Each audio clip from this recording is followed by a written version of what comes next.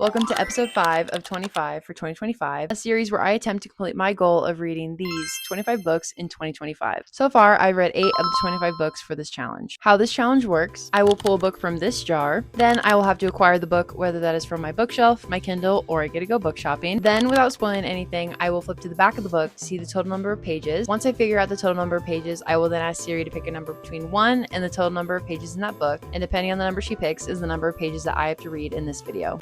So good at this. So without further ado, let's pick our 5th book. Here we go. I am very excited for this next book. I had a great time reading our last book, so I have very high hopes for the jar. Let's not try and jinx it.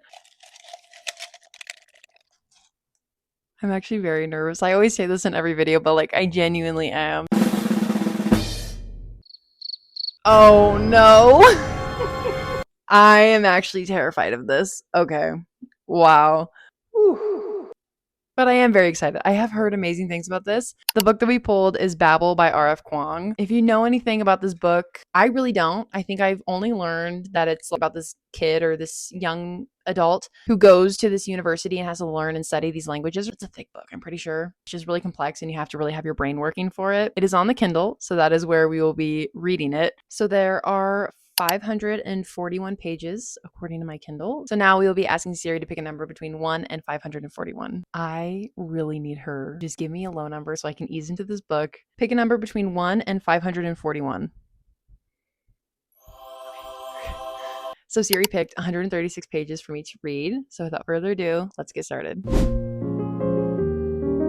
So I have made it to chapter 9, page 154, well past our goal that Siri has given us. This book is definitely taking me a little while to get into. I have mainly been listening to this on Audible. I will say that the Audible narration is very fun and fitting to the tone and style of the book. This book follows Robin. He was basically on the brink of death in his homeland. He lived a life of poverty, and Professor Lovell came and helped him, more or less adopted him and took him back to England. He signed a contract to spend the next 6 years, I believe it was, studying languages. Now made it to the part in the book where Robin has made it to Oxford. He has made some friends in the Babel school. We're slowly discovering the ins and outs of what it means to study languages. I did look up a summary of the book on Goodreads because I had no clue what the point of the story was. It's more or less just talking about the discrepancies between the translation from one language to another and how oftentimes the language that it is being translated into has all the power. Robin's definitely facing this inner conflict of if he respects Babel, he's crossed paths with someone who's a part of this secret society. There's also a magic system in this. This group is trying to steal these silver bars because it can be used and given to other people who actually need it compared to people who are wealthy in England and just don't really need it. It's definitely different from the books that I typically read. I am enjoying it. So if you're interested to see what my final thoughts and ratings of this book, come back to part 2.